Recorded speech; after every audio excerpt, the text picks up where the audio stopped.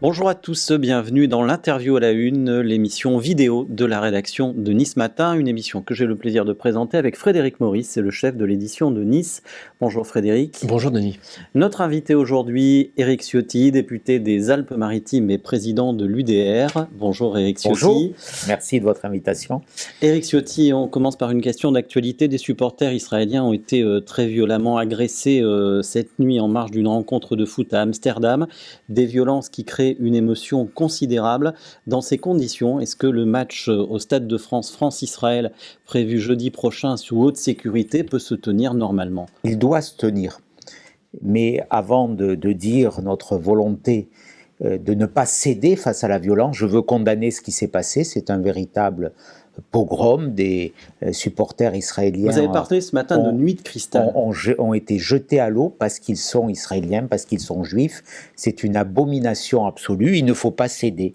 Et ne pas tenir ce match serait céder à la provocation, à la haine, à la violence. Une démocratie ne peut pas céder à cette forme de tyrannie qui s'annonce. Vous avez appelé ce matin un électrochoc. Cet électrochoc, il doit conduire à quoi? À faire en sorte que la haine, l'antisémitisme, la violence n'ait pas sa place dans une démocratie, dans une société qui se doit d'être apaisée, qui se doit de respecter toutes les opinions, tous les points de vue. On n'a pas à importer le conflit qui se déroule aujourd'hui au Moyen-Orient, dans notre pays, et il faut être extrêmement ferme contre tous ceux qui tentent d'importer ce conflit sur notre territoire. Mercredi, vous avez été un des premiers à saluer avec enthousiasme l'élection de Donald Trump. Vous avez évoqué un espoir pour la paix. Est-ce que cette élection peut réellement changer quelque chose sur le terrain des conflits mondiaux ? Je l'espère en tout cas, et je le crois. On voit qu'aujourd'hui nous sommes dans une situation de tension extrême. Paradoxalement, lorsque les démocrates sont au pouvoir aux États-Unis, on constate dans l'histoire que ce sont les moments où les tensions et les conflits ont été les plus exacerbés. Ce sont plus des va-t-en-guerre quelque part que les républicains, parce que peut-être les républicains sont plus dissuasifs. C'est l'espoir que je forme. On voit bien que la situation est figée dans le conflit en Ukraine, et qu'il faut en sortir un moment, qu'il faut recommencer à parler de paix. Et c'est la même chose au Moyen-Orient. Donc je fais le pari que sans doute la puissance que donne la force de l'élection de Donald Trump, avec plus de 6 millions de voix d'avance, lui permettra de rentrer sur de nouveaux terrains. C'est en tout cas ce que j'ai toujours pensé, c'est ce que j'ai toujours défendu. J'ai été un des rares à dire avant l'élection que je préférais son élection. Il a sa personnalité, elle est naturellement très controversée, mais en termes de politique, moi je préfère les messages qu'il a lancés, le combat contre le wokisme, le combat contre l'immigration de masse, le combat pour le pouvoir d'achat et la paix. Finalement, on s'y retrouve. On va y venir, mais sur l'Ukraine, si la paix consiste à donner raison au plus fort, c'est-à-dire à Vladimir Poutine, qui est quand même à l'origine de ce massacre épouvantable, si donc Donald Trump lui donne raison, est-ce que vous applaudiriez cette forme de façon de sortir du conflit? On ne peut pas préjuger des moyens de sortir du conflit, mais une paix, soit on va pendant des années dans la continuation de cette boucherie qui a fait des centaines de milliers de victimes. Au risque de donner raison à l'agresseur. On parle de 500 000 en Ukraine. Soit on décide d'en faire une guerre mondiale, ce que je ne souhaite à aucun prix, avec une surenchère, parce que jusqu'où on s'arrête? On va frapper le sol russe avec des armes de quelle nature, en risquant une réplique nucléaire. Donc à un moment, la paix, elle nécessite sans doute des concessions de part et d'autre. On ne peut pas en préjuger aujourd'hui, mais réouvrir ce chemin de paix me paraît exigeant. Alors il faudra naturellement, ça ne peut pas être une victoire russe par rapport à cette agression que je condamne. Ça ne peut pas peut-être figer la situation telle qu'elle était auparavant. Vous avez déclaré voir dans cette élection, l'élection de Donald Trump, un chemin pour pour les droites en France. Ce chemin, il pourrait ressembler à quoi ? En tout cas, moi j'ai salué cette victoire parce que c'était aussi une victoire contre le politiquement correct, y compris dans notre pays. D'ailleurs, on se permet de juger les États-Unis, ont leur mode de vie politique qui sont très différents des nôtres, de communication. Et le budget de cette campagne présidentielle, c'est 20 milliards d'euros, on va dire, de dollars. Le budget d'une présidentielle en France, c'est 20 millions d'euros. Donc, ça veut dire que on est dans des échelles totalement différentes. Il y a eu 2 tentatives d'assassinat, il y a eu des coups de communication extraordinaires, mais je voyais les commentateurs français avec leur a priori, avec leur posture, très souvent quand même, il ne faut pas se le cacher, très orientés à gauche, qui ont porté des jugements. Qu'ils soient désavoués, ça ne m'a pas fait de peine. Alors, on va arriver en France. Est-ce que vous ne regrettez pas, de temps en temps, le matin en vous rasant, d'avoir quitté votre famille politique, en tout cas d'avoir fait un choix différent le 11 juin? On se dit qu'aujourd'hui, vous pourriez être à la place de Bruno Retailleau. Je ne le crois pas, parce que ça voudrait dire que j'aurais quitté mes convictions. Moi, je ne considère pas avoir quitté ma famille politique. Je suis gaulliste. Mon parti s'appelle l'UDR, c'était le nom du parti du général de Gaulle, dont nous commémorerons demain l'anniversaire de la mort. Je suis plus que jamais gaulliste, parce que le gaullisme, c'est le refus du renoncement, c'est le sursaut, et notre pays, plus que jamais, a besoin du sursaut. Je dirais que c'est ma famille politique qui, quelque part, a quitté ses valeurs, en rejoignant aujourd'hui le macronisme. Donc, je suis fidèle à mes convictions, je suis fidèle à mes électeurs. Moi, quand je suis dans les rues de Nice, je peux regarder mes électeurs droit dans les yeux. J'ai pas le sentiment de les avoir trahis. On va leur donner la parole tout à l'heure. Bien au contraire, parce que c'est ce qu'ils me disent dans une immense majorité. Qu'est-ce qu'ils voulaient? Face à l'union des gauches, dominée par l'extrême gauche de Mélenchon, les droites ne pourraient toujours pas s'unir, se rassembler. Bien sûr qu'on a des différences. J'en ai avec le Rassemblement national. Je n'ai pas voté la réforme des retraites. Mais pour autant, les membres du Rassemblement national, Jordan Bardella, Marine Le Pen, aiment la France, ce sont des patriotes. Leur point de vue nos points de vue sur la sécurité, sur l'immigration, d'ailleurs avec Bruno Retailleau, sont assez similaires. Qui peut établir une différence entre ce que dit Bruno Retailleau et ce que dit Marine Le Pen, sincèrement? Donc arrêtons de créer des différences là où il n'y en a pas. Notre pays est en crise majeure. Il est menacé de déclin. Il a des menaces extérieures, il a des menaces intérieures. Il est en quasi-faillite budgétaire. Il est victime d'une immigration de masse. La violence est dans nos rues et on ne pourrait pas se rassembler, s'unir. On interdirait à la droite de travailler ensemble. Eh bien, moi, je le refuse. D'autres ont choisi dans mon ancienne famille politique, et c'est là où je dis que la trahison, elle est là, ont choisi de s'allier avec Emmanuel Macron, qui nous a conduits dans cette situation. Et pire, on conduit au second tour de s'allier avec M. Mélenchon, ce qui pour moi est une abomination. Ça disqualifie quelqu'un comme M. Retailleau, justement, le fait de s'associer à un gouvernement d'union avec les macronistes? En tout cas, ça le prive d'action. On voit bien les contradictions auxquelles il est confronté. Bruno Retailleau, j'ai beaucoup travaillé avec lui, j'ai du respect, j'ai de l'amitié, on se parle, on doit se voir, il n'y a pas de problème.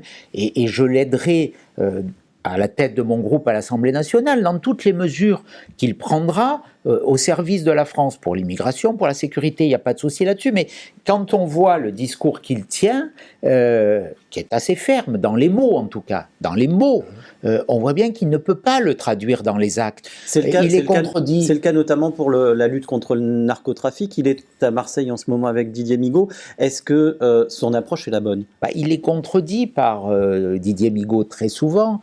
Il a été contredit par la ministre de la Santé, Madame Darrieussecq, sur le changement de l'AME. Donc on voit bien qu'il y a un discours très fort dans les mots et très faible dans les actes. Et attention, parce que depuis des années, on a ces grands discours.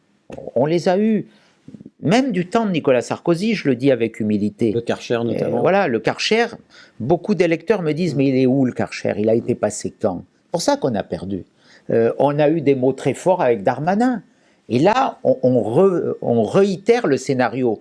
Mais à un moment, il faudra arrêter de parler. C'est ce qu'on a dit à l'Assemblée cette semaine, après la mort du jeune Nicolas en Ardèche. On a dit, arrêtez de parler, taisez-vous, agissez. Est-ce que le gouvernement de Michel Barnier n'a aucune chance de réussir selon vous? Moi, je souhaite que le gouvernement serve la France.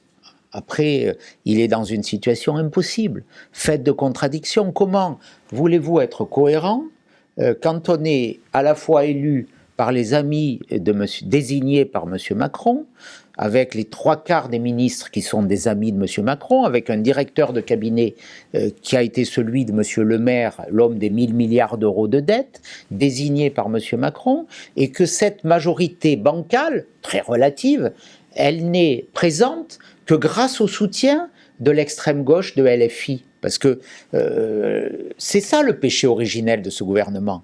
Ce socle minoritaire, il a été élu grâce au retrait de candidats de gauche et au désistement dans ce pseudo-front républicain, mais qui n'a aucun sens parce que c'est l'alliance de la carpe et du lapin. Qu'est-ce qui justifiera de censurer ce gouvernement?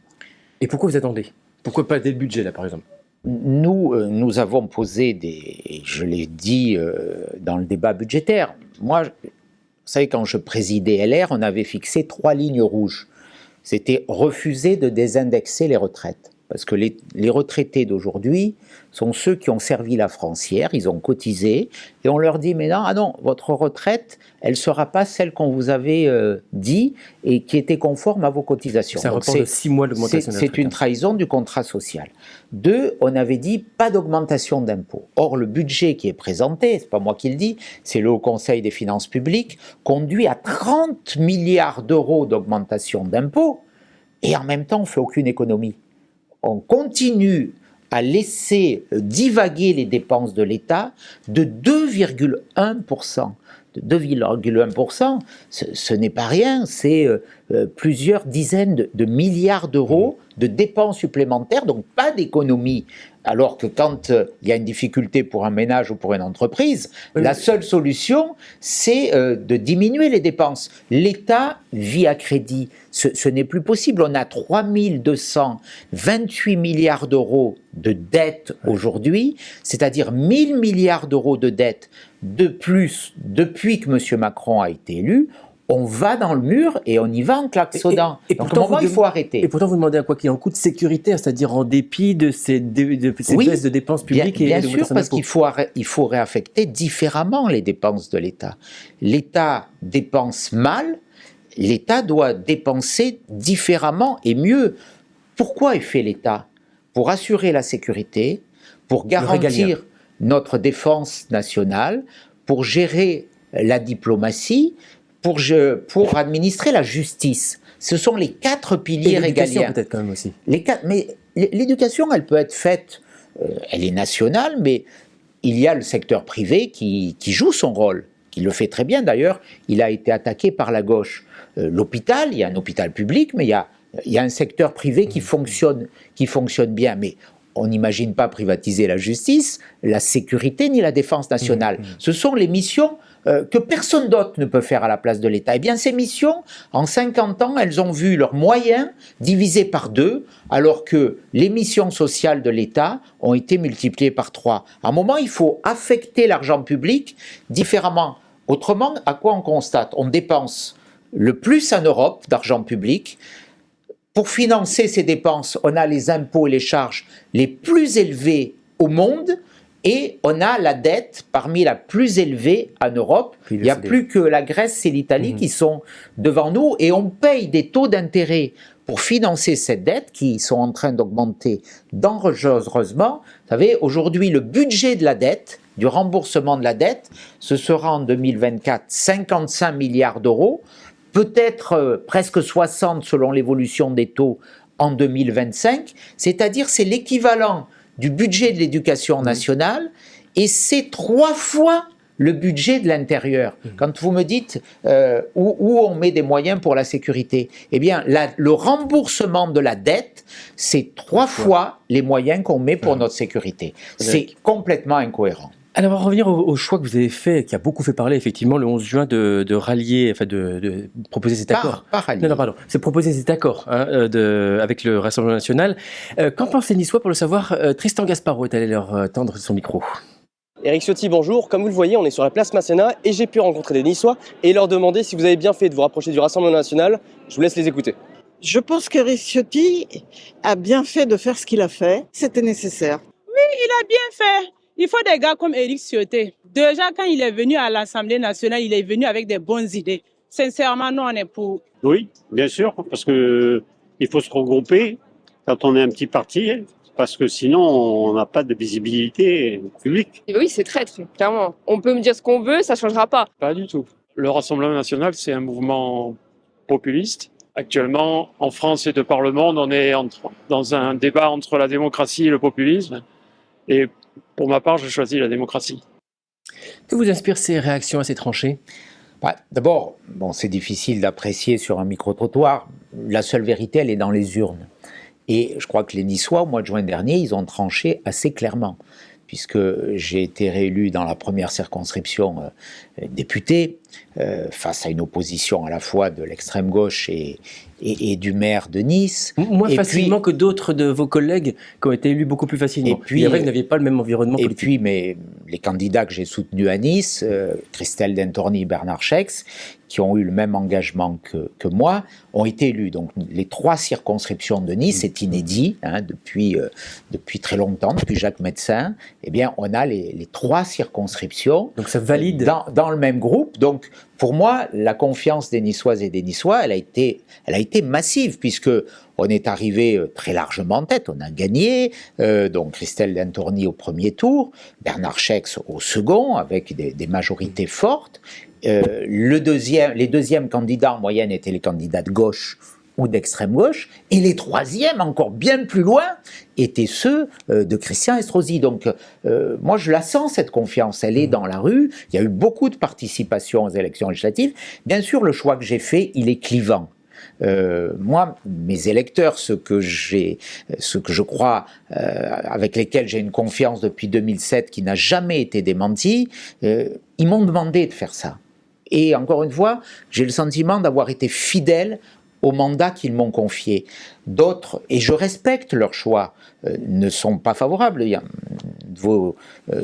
personne interrogée disait il y a une différence entre la démocratie et le populisme.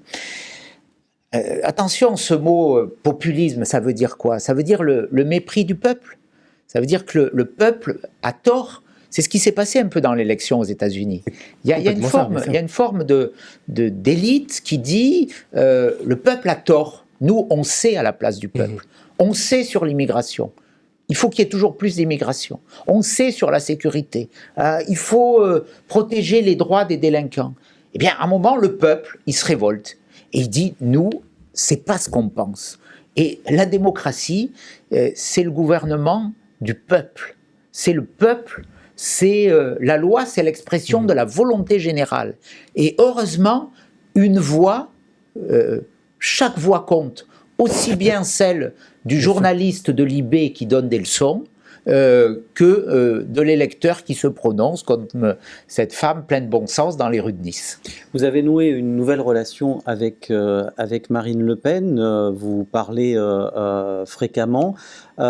Pourquoi n'étiez-vous pas à ses côtés lors de la rentrée du meeting du Rassemblement national à Nice il y a un mois? Parce que nous avons 2 formations politiques différentes. J'ai souhaité bâtir cette alliance. Elle était, vous l'avez rappelé, inédite. Je crois avoir ouvert une brèche qui est désormais inéluctable. Et nous allons aller dans toutes les échéances vers cette union des droites. Pour autant, on n'est pas dans la même famille politique. J'ai rappelé tout à l'heure, en parlant du général de Gaulle, mon histoire personnelle, celle de mes convictions. C'était la rentrée du Rassemblement national. Je n'y suis pas allé parce que c'était une réunion partisane, comme moi quand j'ai lancé l'UDR à Levens. Voilà. Ça ne nous empêche pas, je serai mardi au lancement du livre de Jordan Bardella. Nous participons à un intergroupe à l'Assemblée nationale que nous présidons avec Marine Le Pen, et je suis heureux de la loyauté de cet accord et de cette relation. Pour autant, ça n'efface pas nos différences, notre histoire. Il y en a, je le redis, sur l'économie, il y a des différences. Moi, je suis beaucoup plus libéral, sans doute. Je prône la liberté économique dans notre pays, en Europe, et une souveraineté économique aux frontières de l'Europe. Sur l'économie, il peut y avoir des nuances, mais vous savez, nos points de vue, ils se rapprochent de plus en plus. Sur l'économie, est-ce qu'il faut faire œil pour œil, dent pour dent avec Donald Trump qui menace d'augmenter les droits de douane de 10 à 20%? S'il applique ça avec les produits français, notamment les vins de notre région, est-ce qu'il faudra faire la même chose pour protéger l'Europe? Le problème, c'est moins les États-Unis que la Chine pour nous. Vous savez, aujourd'hui, on produit quasiment plus dans notre pays. Enfin, je caricature un peu, mais l'industrie est passée depuis 81 de 20% de la production à peine 11%. Donc, si on se protège mais qu'on ne produit plus rien, ça ne sert plus à rien. Clairement, avec les États-Unis, si jamais ils prennent les droits de douane... Il faut bâtir cette relation. Moi, je dirais que la naïveté, elle a surtout été avec la Chine.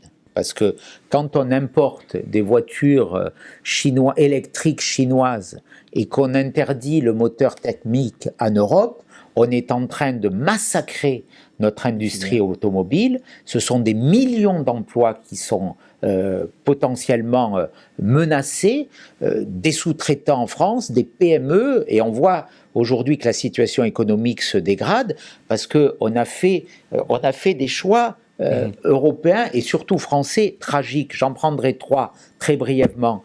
La retraite en 60 ans en 81, les 35 heures en 98 avec M. Jospin, et le fait qu'on a porté atteinte au modèle nucléaire avec M. Hollande.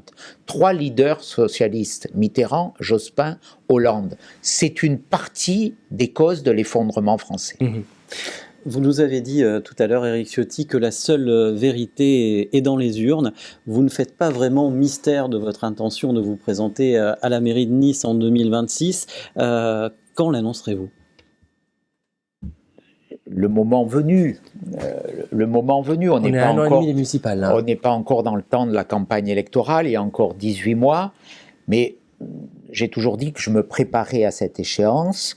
Je vais presque tous les jours à la rencontre des Niçoises et des Niçois. Hier, j'étais encore dans la plaine du Var, dans la résidence Kairos, 40 appartements, des Niçoises et des Niçois qui sont emmurés par des tours de béton de 12 étages autour d'eux. Oui.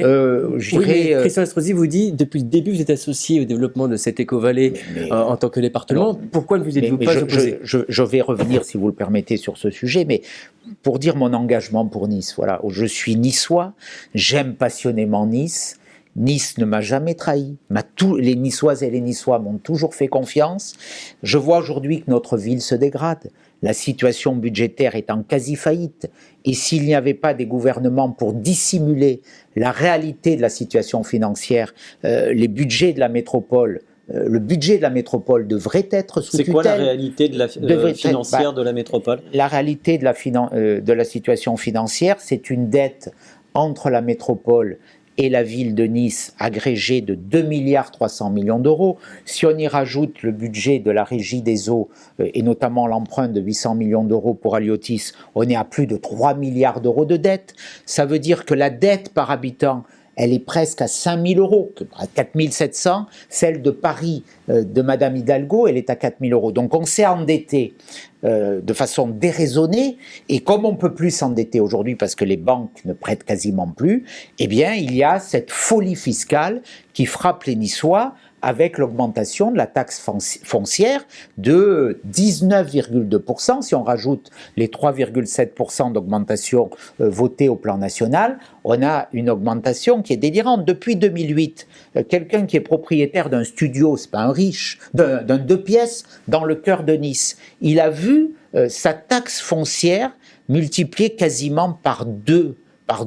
Hier, pour revenir à la plaine du Var, dans cette résidence, qui n'est pas une résidence de luxe, elle est à côté du siège historique de Nice Matin. Eh bien, une dame qui a un 3 pièces me disait qu'elle a reçu une augmentation de la taxe d'habitation de 300 €. Elle me dit en même temps... De la taxe foncière. De la taxe foncière. Foncière, pardon, excusez-moi, de la taxe. La taxe d'habitation n'existe plus, sauf pour les résidences secondaires. Et la taxe d'habitation, elle, a augmenté de 60% pour les résidences secondaires. Ce qui est aussi une injustice, parce que quelqu'un qui habite à Saint-Martin-Vésubie, qui a un appartement à Nice, voit une augmentation à la fois de la taxe foncière et de la taxe d'habitation. Rapidement, qu'est-ce que vous répondez au maire quand il vous dit « Mais depuis le début, vous êtes associé au développement de cette éco-vallée, pourquoi vous semblez découvrir aujourd'hui cette bétonisation ?» Vous savez, j'ai participé à la création d'Éco-Vallée. Christian Estrosi était ministre de l'aménagement du territoire, c'était en 2005, donc ça fait presque 20 ans. On avait baptisé Pourquoi on a voulu faire Éco-Vallée? Parce qu'on constatait qu'il y avait une urbanisation anarchique de la plaine du Var. L'empilement de boîtes à chaussures, de métro, en passant par Carrefour, Leclerc, le Roi Merlin, de l'urbanisme commercial désordonné, une architecture horrible, pas de cohérence, pas de vie, et en même temps, cet urbanisme commercial tuait le centre-ville en affaiblissant le petit commerce. Et moi, je suis pour le petit commerce de cœur de ville. Et on avait dit, c'est un espace naturel, il y a de l'agriculture, donc il faut mettre de la rationalité. Mais là, on est passé dans une dérive. Le département a été associé à toutes les phases du développement de l'Éco-Vallée. Prenez la délibération de 2019 du conseil départemental, nous contestons cette évolution. Et aujourd'hui, nous nous opposons, et nous sommes en train de l'écrire, et nous le disons, nous ne participerons plus au financement supplémentaire qui nous est demandé, tant que cette bétonisation est freinée. Mais regardez, hier, il y avait votre journaliste était sur place. C'est délirant, c'est délirant. Et en plus, ces quartiers n'ont pas de vie, ils ne vivent pas, il n'y a pas de petits commerces. On crée potentiellement dans Éco-Vallée entre 13 000 et 20 000 logements supplémentaires. C'est l'équivalent de Cagnes-sur-Mer. Et entre la digue des Français, l'école de la digue et l'Alliance Riviera, il est prévu 2500 logements sociaux, c'est-à-dire plus que les moulins, à proximité des moulins. On voit ce qui se passe aux moulins. Et j'ai pas envie que toute cette zone aujourd'hui subissent les mêmes conséquences, notamment avec le narcotrafic qui n'est toujours pas, et malheureusement, qui continue à se développer au Moulin. A contrario, vous parlez d'une ville qui décline, mais pour autant, Nice n'a jamais connu une embellie pareille sur le plan du tourisme de luxe, avec tous ces hôtels qui ont ouvert, avec ces commerces de luxe qui ont ouvert. Est-ce que ça, du coup, vous applaudissez le bilan de Christian Estrosi sur ce domaine-là au moins? Il y a une dichotomie, la ville est belle. Elle était belle avant Christian Estrosi, heureusement. Elle est encore plus belle aujourd'hui la végétalisation des rues. La ville a été embellie par Jacques Perrat, avec la ligne 1 du tramway, avec l'aménagement de Robacapé, où Christian Estrosi a réalisé de beaux aménagements. La première partie de la coulée verte, j'étais son premier adjoint quand nous l'avons fait ensemble, c'était dans son projet de 2008, j'y ai participé, le département l'a financé, donc bien sûr qu'il y a eu des projets positifs, la ligne 2 du tramway, mais aujourd'hui, on a, et c'est ce que je regrette, la façade est belle, mais derrière, c'est un peu un décor Potemkin. On voit qu'il y a des quartiers qui s'affaiblissent. Il n'y a plus de proximité, l'état de nos écoles, le déficit de places de crèches, les équipements sportifs. On a de grands événements sportifs, c'est bien, ils sont néanmoins très coûteux, mais regardez l'état de nos gymnases, de la salle Lérite, tous les clubs sportifs, et je vois souvent leurs dirigeants me disent on n'a plus de structure sportive. Donc il y a cette vie quotidienne des Niçois, le réseau routier de nos collines, qu'il faut traiter aujourd'hui. La politique, ce n'est pas que de la façade, ce n'est pas que de la communication. Nice, bien sûr, vit en grande partie du tourisme, et on doit être attractif, mais Nice, c'est aussi la ville des Niçoises et des Niçois qui ne peuvent pas être oubliés. Il y a quelque temps, Christian Estrosi a dit j'ai fait, ça sera mon cas, si je suis réélu, ça sera mon 4e mandat, je me consacrerai aux Niçois. Ça veut dire que depuis 18 ans, c'est quelque part un peu un aveu, il a oublié les Niçois pour une politique de prestige. Mais après, vous dites la ville va bien. Elle va bien sur sur le tourisme, comme toutes les villes de la Côte d'Azur. Oui, elle a fait un bond quand même. Cannes a fait... Notamment sur le tourisme haut de gamme. C'est incroyable. Regardez l'hiver, on n'a plus de tourisme d'affaires. On n'a plus de tourisme d'affaires, il est essentiellement à Cannes et à Monaco, avec la destruction d'Acropolis, qui est une folie économique. Avant la fin de l'Acropolis, quand même. Non, parce qu'on a perdu des congrès très importants, les congrès des ORL, qui est désormais à Cannes. On cite toujours ce congrès-là. La Côte d'Azur va bien, au niveau touristique, mais pour revenir à l'économie, combien a-t-on créé d'emplois dans Eco-Valley ? C'est aussi ça le problème, parce qu'on reparlait de la bétonisation, il y a beaucoup de bureaux, très souvent vides ou loués par la métropole, donc le projet économique, il me paraît assez déséquilibré aujourd'hui. On ne peut pas se reposer que sur les services, que sur le luxe. Pour créer des emplois, il faut aussi de la production, et Eco-Valley, c'était aussi son objectif, et pour l'instant, il n'est pas rempli. Juste une question.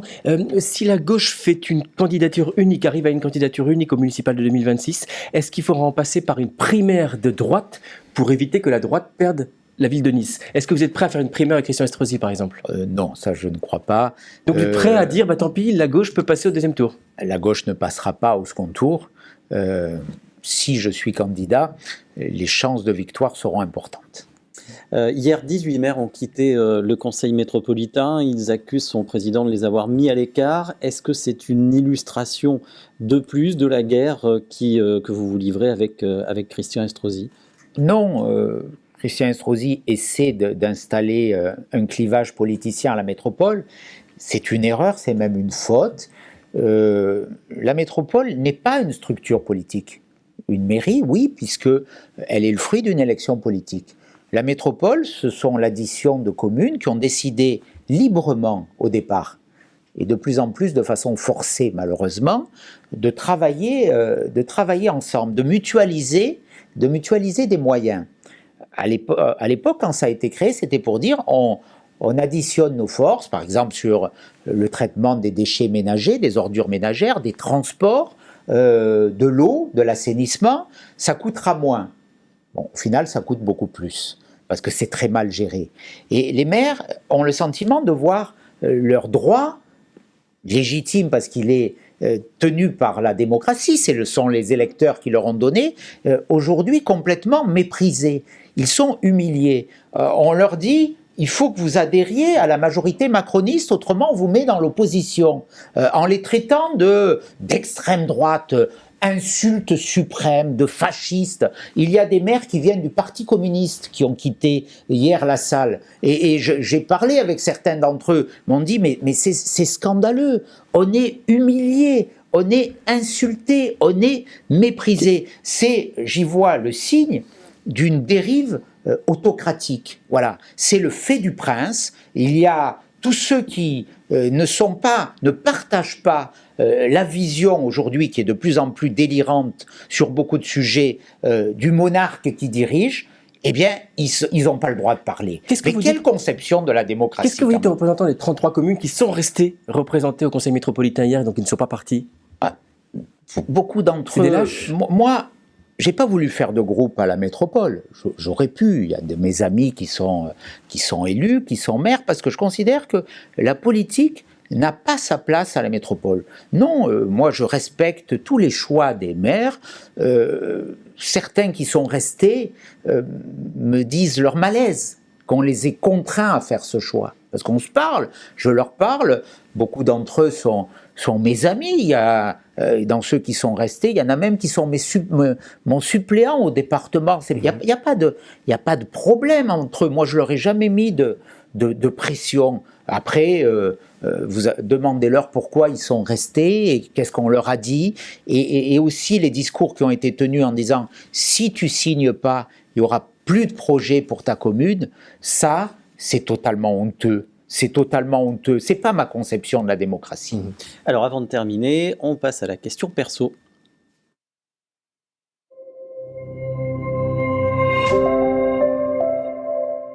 Maurice. Éric Ciotti, depuis la rentrée, vous multipliez les petites phrases, les déclarations chocs, les coups médiatiques. On vous voit presque tous les jours sur les plateaux de télé. Est-ce une stratégie pour vous distinguer dans le paysage politique français, coincé entre la droite et l'extrême droite? Et quand on fait de la politique, quand on a des responsabilités nationales, je préside un parti, un groupe politique à l'Assemblée nationale, il faut s'exprimer, il faut défendre ses convictions, c'est ce que je fais. On est dans un monde médiatique, vous y participez, et aujourd'hui, l'information, on peut le déplorer. Elle est souvent réductrice, elle est souvent caricaturale, mais je crois qu'il est important d'informer. Moi, ce qui compte pour moi, ce qui prime, c'est le fond. Ce sont mes convictions, ce sont mes idées. Je pourrais les résumer assez facilement. L'autorité, restaurer l'autorité en France, défendre la liberté économique. Voilà, je vais proposer une grande loi de suppression des normes des organismes qui servent à rien, comme les ARS, l'OFB. On a 473 agences, privatiser certaines entreprises qui n'ont rien à faire dans le secteur public aujourd'hui, parce que j'ai la faiblesse de croire que le privé gère mieux que le public. Donc tout ça, ce sont mes convictions. Défendre un certain mode de vie français, autorité, l'identité, défendre notre identité, autorité, identité, liberté. J'ai des valeurs, vous êtes le témoin, les témoins depuis des années, on se connaît. Je n'ai jamais changé sur mes idées. Vous savez, moi je fais pas partie de ceux qui sont allés soutenir M. Macron quand il était fort et qui maintenant le critiquent quand il était faible. Hein. C'est la fameuse formule on lèche, on lâche, on lynche. Le maire de Nice, qui a été le premier zélateur de M. Macron, aujourd'hui, il ne se souvient plus qu'il a été l'ami, qu'il a appelé ardemment à voter M. Macron, et que donc, comme il a appelé à voter M. Macron, eh bien, il est comptable du bilan de M. Macron sur la sécurité, sur la violence, sur l'immigration, sur la faillite économique. Donc, il faut être cohérent dans la vie. Moi, je suis un homme de droite. Je respecte ceux qui ne partagent pas ces convictions. Je parle à des gens de gauche à l'Assemblée nationale, à ceux qui sont raisonnables, pas à ceux qui portent la violence et l'extrémisme comme les insoumis. J'ai du respect pour tout le monde. Il y a 11 millions d'électeurs qui ont voté pour la coalition que nous avons formée avec Jordan Bardella et Marine Le Pen. 11 millions, c'est 11 millions d'électeurs. Ils méritent tout autant que les autres le respect. Et plus on les insultera, plus une petite caste les montrera du doigt, plus, je crois, ces 11 millions vont grandir jusqu'à la victoire. Merci beaucoup, Merci. Éric Ciotti. Merci à Sophie Doncé et Philippe Bertini pour la réalisation de cette émission, à Christelle Benjamin pour sa préparation. On se retrouve la semaine prochaine pour un nouveau rendez-vous de l'interview à la une. Bonne journée à tous.